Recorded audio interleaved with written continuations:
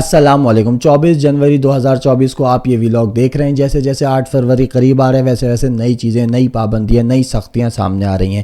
F آئی اے نے پاک فوج اور ججز کے خلاف ہرزہ سرائی کرنے والے 550 ٹویٹر اکاؤنٹ کی نشاندہی کر لی ہے، جن میں معروف صحافی، سیاستدان اور وکلاء تک شامل ہیں۔ فیس بک کے 140 اور ٹک ٹاک کے 117 اکاؤنٹس بھی شامل کر لیے گئے ہیں۔ ایف آئی اے کا کہنا ہے کہ ان میں 20 مشہور یوٹیوبرز بھی شامل ہیں۔ اب یہ لوگ کون ہیں اور انہوں نے کس قسم کی ہرزہ سرائی کی ہے، یہ معلوم تب ہوگا جب ان میں سے کسی کے خلاف کوئی کارروائی عمل میں لائی جائے گی کہ نگرانوں نے فوج اور عدالتوں پر ہرزہ سرائی کا معیار سیٹ کیا ہے۔ دیکھیے، فوج کے خلاف میرا نہیں خیال کہ پاکستان کا کوئی بھی فرد ہرزہ سرائی کرتا ہوگا یا فوجی جوانوں کو گالیاں نکالتا ہوگا۔ ہاں، اسٹیبلشمنٹ کے کردار پر کسی بھی جمہوری ملک میں سوال ہو سکتا ہے اور تنقید بھی، اور اس وقت جبکہ آپ کیا جانتے ہیں کہ آپ کے ملک میں اسٹیبلشمنٹ کا کردار کتنا گہرا ہے، اس کا اثر وہ کتنی زیادہ اثر انداز ہوتی رہی ہے۔ اسی طرح ججوں کو گالیاں نکالنا، ان کو دھمکیاں دینا، ان کی ذات پر حملے کرنا قانوناً جرم ہے، اس پر سزا بھی ہونی چاہیے، لیکن ججوں کے فیصلوں پر تنقید کرنا، ان کے کنڈکٹ پر سوال اٹھانا جمہوریت میں ہر خاص و عام کا حق ہے،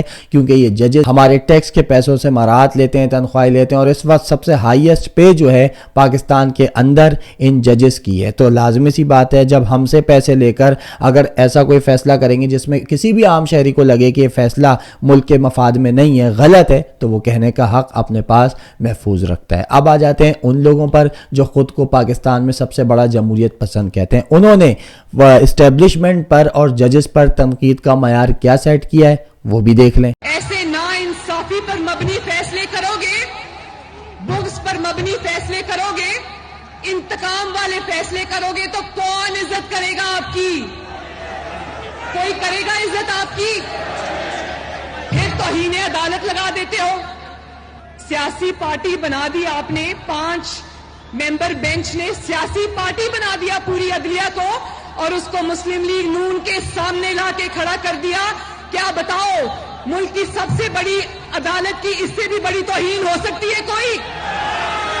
آپ منصف ضرور ہیں اور آپ کی عزت ہونی بھی چاہیے، ہم آپ کی عزت کرنا چاہتے ہیں، آپ بھی تو اپنی عزت کرواؤ۔ یہ جج اٹھائے انہوں نے عدلیہ میں سے، اور انہوں نے کہا جو جو کمپرومائز جج تھا، جو جو کرپٹ جج تھا، چاہے وہ کھوسا ہو یا وہ ثاقب نثار ہو، بابا زحمت ہو یا وہ اعجاز الاحسن ہو یا وہ مظاہر علی نقوی ہو، عظمت سعید ہو، وہ اعجاز الاحسن یاد ہے نا، اب چیف جسٹس بننے کے خواب دیکھ رہا ہے، وہ پیناما جج پیناما بینچ میں بیٹھا تھا، نواز شریف کو نااہل کرنے والوں میں بیٹھا تھا، اور آج تک نواز کل کو اگر ججز کے گھروں میں گھس کر کوئی شخص آگ لگائے گا، اور میں پیشن گوئی کر رہی ہوں، آپ کریں فیصلہ اس کے خلاف، کسی کا گھچے گا۔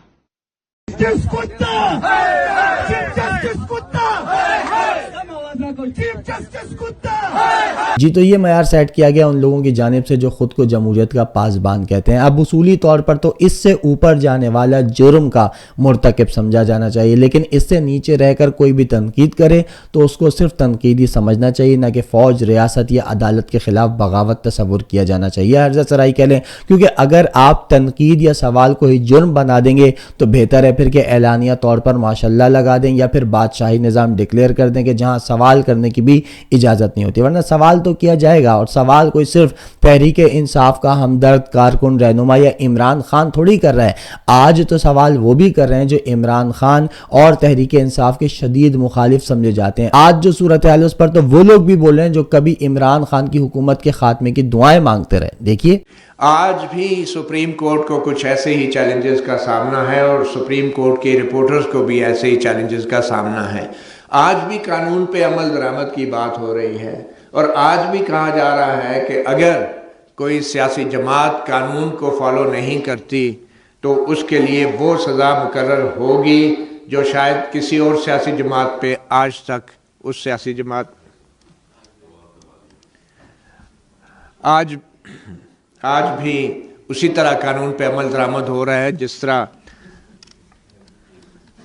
जिस तरह जनरल ज़िया-उल-हक के दौर में कानून पे अमल दरामद होता रहा है, जिस तरह फील्ड मार्शल अयूब खान के दौर में कानून पे अमल दरामद होता रहा है, जिस तरह जनरल मुशर्रफ के दौर में कानून पे अमल दरामद होता रहा है। क्या ये हर्जा से राई है, क्या ये बगावत है, या कि फौज और अदालत के खिलाफ कोई साजिश है, क्या ये गाली है या धमकी है? बस इसी किस्म की बातें आम आदमी भी कर रहा है, इसी किस्म के सवाल आम आदमी भी पूछ रहा है। जो अदालतें कर रही हैं, जिस किस्म की सहूलतें ख़ास लोगों को ये निज़ाम फराम कर रहा है, वही आम आदमी डिस्कस भी कर रहा है। और ये फितरी अमल है, कोई ये गैर मामूली बात नहीं है। जो इंसान देखता है उसी को डिस्कस करता है। सबसे अहम बात तो ये है कि वो ख़ानदान जो ये समझते हैं कि जमहूरियत उनके घर से ही शुरू हुई है, तो वो तो क्या कुछ अदालतों और एस्टेब्लिशमेंट को कह चुके हैं, फौज को कह चुके हैं पूरी, तो फिर कार्रवाई उनसे शुरू की जानी चाहिए ना। अगर हर्जा सराई इन बातों को कहा जाता है, इन सवालात को कहा जाता है, तो फिर उन्होंने तो पता नहीं कितने बड़े बड़े जुर्म कर दिए। फिर ऊपर से मयार और मिसाल सेट करें और नीचे तक लाएं, तब हम भी मानेंगे कि वाकई कानून सबके लिए एक है। वरना हम जैसे छोटे लोग जो फौज से मोहब्बत भी करते हैं और अदालतों की बहैसियत इदारा इज्जत करते हैं, लेकिन दायरे में रहकर सवाल करते हैं, उन्हीं को पकड़ना है। इन निगरानों ने तो अलग बात है, आवाज बंद करनी है तो अलग बात है, सेंसरशिप नाफिज करनी है तो अलग बात है। फिर यहाँ एक और बात काबिल जिक्र है कि किसी शहरी को, आम आदमी को पकड़ने के बजाय पहले आप अपना ट्रैक रिकॉर्ड तो देखें। क्या यहाँ जजेस नहीं बिके? क्या इस मुल्क में मार्शल लॉ नहीं लगे? क्या इस मुल्क में जमहूरियत डिरेल नहीं की गई? क्या यहाँ सियासी जमातों को तोड़ा नहीं गया? क्या यहाँ पर सियासतदान नहीं बिके? क्या पाकिस्तान में जजों और जर्नैलों ने तबाही नहीं फेरी? क्या आज भी एक सियासी जमात को खत्म करने की कोशिश नहीं की जा रही? क्या आज भी कोई लाडला प्लस नहीं है? क्या आज नवाज शरीफ को नवाज रिलीफ नहीं बना दिया गया? तो पहले अपना गिरेबान देखें, पहले इस मुल्क के हालात देखें, उसके बाद कोई कार्रवाई कीजिए तो अच्छा भी लगेगा। खैर, इसके बाद एक इंतहाई अजीबो गरीब सी रिपोर्ट जो कि शाया की है अमरीकी वेबसाइट ब्लूमबर्ग ने, जिसके मुताबिक इमरान खान इस वक्त पाकिस्तान के मकबूल तरीन रहनुमा हैं। नवाज शरीफ उनसे पीछे हैं मकबूलियत में, जबकि नवाज शरीफ की मुआशी कारकर्दगी इमरान खान से बेहतर है। अब ये रिपोर्ट मेरे नज़दीक लॉजिक से खाली है, इसलिए क्योंकि इमरान खान अगर पाकिस्तान में सबसे ज़्यादा मकबूल है तो क्यों है, क्या वजह? अगर आम आदमी उसको पसंद करता है तो क्या इसलिए कि वो हैंडसम है, उसने पाकिस्तान के लिए वर्ल्ड कप जीता, या आम आदमी इसलिए इमरान खान से मुतासर हो गया कि उसने 3 शादियां कर ली हैं? यार बिल्कुल नहीं। इमरान खान अगर पाकिस्तान की अवाम में मकबूल है तो सिर्फ इसलिए क्योंकि उसका दौर अवाम के लिए बेहतरीन था। उसके दौर में महंगाई कम थी, मईशत मजबूत हो रही थी, नौकरियां मिल रही थी, फलाई और कौमी मंसूबे बन रहे थे, मिडिल क्लास और गरीब तबके को ऊपर उठाने के लिए काम हो रहा था। तो ऐसा कैसे हो सकता है कि मकबूल इमरान खान हो लेकिन मुआशी कारकर्दगी में नवाज शरीफ आगे हो? अगर ये मयार है कि इमरान खान के दौर के मुकाबले 2016 में जब नवाज शरीफ की हुकूमत थी तो पेट्रोल, डॉलर, रोटी और चीनी सस्ती थी, तो भाई फिर आप उससे पीछे चले ना। तो पीपल्स पार्टी के दौर में और सस्ता था, मुशर्रफ के दौर में तो पेट्रोल, डॉलर और आटा नवाज शरीफ और पीपल्स पार्टी दोनों के अदवार से ज्यादा सस्ता था।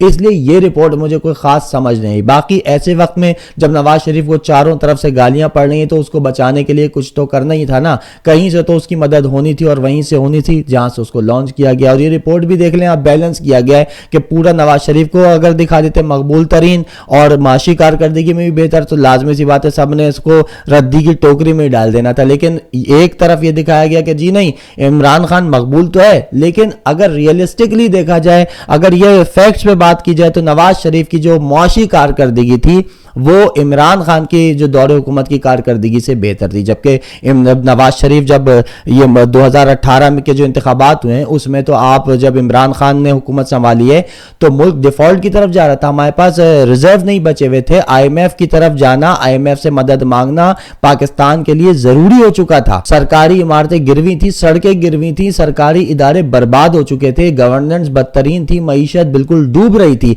तो ऐसे वक्त में इंतखाबात से पहले रिपोर्ट आने का मकसद सिर्फ यही हो सकता है कि नवाज शरीफ के जो कपड़े उतर चुके हैं उसके नंगे जिस्म को पत्तों से ही ढांप दिया जाए, क्योंकि इससे पहले IMF नवाज शरीफ की हुकूमत को सहारा देने के लिए इसी किस्म की कुछ हरकतें माजी में कर चुका है। ये मैं नहीं कह रहा बल्कि माहिर मईशत डॉक्टर अशफाक हसन के मुताबिक IMF जितने भी प्रोग्राम देता है वो माली से ज्यादा सियासी होते हैं, यानी कि आप उनके जितना यस मैन बन जाओ उतनी ही इमदाद और ख्याल होगा। जब पाकिस्तान अमेरिका की जंग में कूदा था तो बहुत अमेरिका से इमदाद आती रही, उन हुकूमतों को अमेरिका की मुकम्मल सपोर्ट حاصل رہی. اسی طرح پچھلے نواز شریف کے دور میں جب شیخ رشید نے اسحاق ڈار کو چیلنج کیا تھا کہ ڈالر 100 سے نیچے لا کر دکھاؤ, تو اس کے اگلے ہی دن ڈالر 100 سے نیچے آ گیا تھا. بلکہ اس کے بعد IMF نے ایک بیان بھی جاری کیا تھا جس میں اسحاق ڈار کی کارکردگی کی تعریف کی تھی. اب سوچنے والی بات ہے کہ اسحاق ڈار جیسا شخص جو سائیکلوں کی دکان سے کہاں پہنچ گیا, نواز شریف کی کرپشن کا پیسہ سفید کرنے میں سب سے مرکزی کردار اس کا رہا, اس کی تعریف وہ بھی IMF کرے. اور اگر اسحاق ڈار اتنا ہی قابل شخص تھا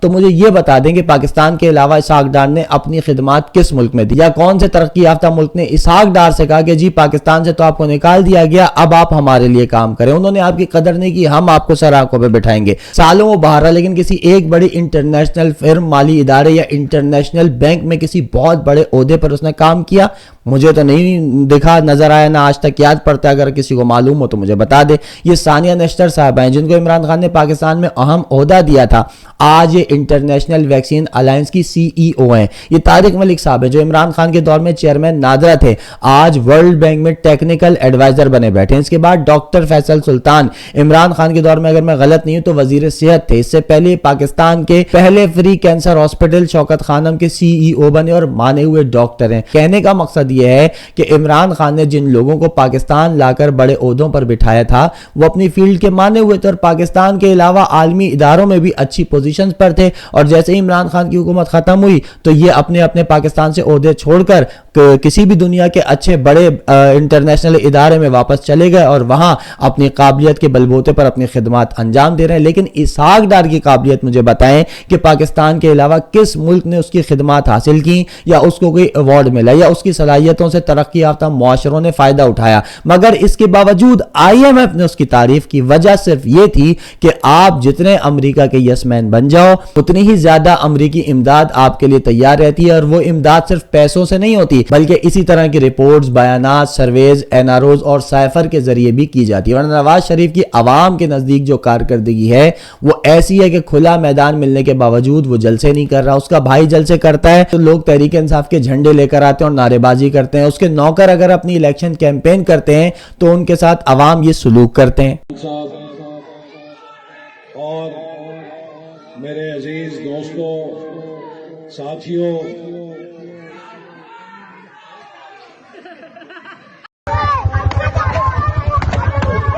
رلاؤں گا, میں ان کو تکلیف پہنچے گی, میں پہنچاؤں گا تکلیف ان کو. یہ ہیں وہ حالات جنہوں نے نواز شریف کو مکمل طور پر بدحال کیا ہوا ہے, اور اسی بدحالی پر ان کی بیٹی بھی اپنے جنازے نما باپ کو تانے مارنے سے باز نہیں آ رہی ہیں. وہ کہتی ہیں کہ شیر وہ ہوتا ہے جو میدان چھوڑ کر نہ بھاگے. بالکل صحیح, جبکہ مریم نواز کا باپ تو میدان چھوڑ کر بھاگا تک نہیں جا رہا تھا, اس سے لیٹ ہی گیا تھا. اس کی خود باجوہ صاحب نے اپنے ہاتھوں سے منہ سے نماز جنازہ پڑھا کر لندن رخصت کیا تھا, پھر پورا آئین اور قانون دفن کر کے ملک واپس آیا. اپنے واحد مخالف کو دیوار سے لگوا کر, اس کی پارٹی توڑ کر, انتخابی نشان چھنوا کر بھی نواز شریف میں اتنی ہمت نہیں ہے کہ عوام کو فیس کر سکے. شیر افضل مروت خان نے ٹھیک ہی کہا تھا کہ قاضی نے تحریک انصاف سے بلہ تو چھین لیا مگر شیر کو کتا بنا دیا. اب دیکھنا یہ ہے کہ الیکشن میں اسی مردار شیر کے ساتھ کیا ہوتا ہے جس کے تمام دانت نکالے جا چکے ہیں, جو اب کاٹ نہیں سکتا, صرف چاٹ سکتا ہے. تو کیا یہ شیر چاٹ کر اقتدار حاصل کر سکتا ہے, اپنی زبان کالی کر کے حکومت بنا سکتا ہے, یا پھر الیکشن میں بھی اس کی کتے والی ہی ہونی ہے؟ یہ ایک سوال ہے جس کا جواب پولنگ ڈے کے دن ملے گا جب نتائج آئیں گے. باقی مریم نواز, آپ کو میں اتنا کہوں گا کہ آپ کے سیاسی کریئر کی صرف یہی بات جو آپ نے کی خلاف عقل نہیں تھی, جس پر آپ کو میری طرف سے بہت بہت مبارکباد بنتی ہے, یہ ڈیزرو کرتی ہیں آپ. اب تک کے لیے اتنا ہی, اگلی ویڈیو تک مجھے اجازت دیجیے اور مجھے دعاؤں میں یاد رکھیے, کیونکہ جتنا کھل کر میں ابھی بول رہا ہوں معلوم نہیں کہ کل آپ کے ساتھ ہوں نہیں ہوں, آپ کے درمیان ہوں نہیں ہوں, کل کوئی مقدمہ فیس کر رہا ہوں, یا اللہ نہ کرے کوئی ایسی سچویشن کریٹ ہو جائے کہ جس کے بعد ویلاگ کرنا امپاسبل ہو جائے. تو دعاؤں میں یاد رکھیے گا, اور اگر ایسا کوئی مشکل وقت مجھ پر آئے تو کم از کم جتنے لوگ مجھے سنتے ہیں دیکھتے ہیں وہ لوگ میرے لیے آواز ضرور اٹھائیے گا. اللہ حافظ.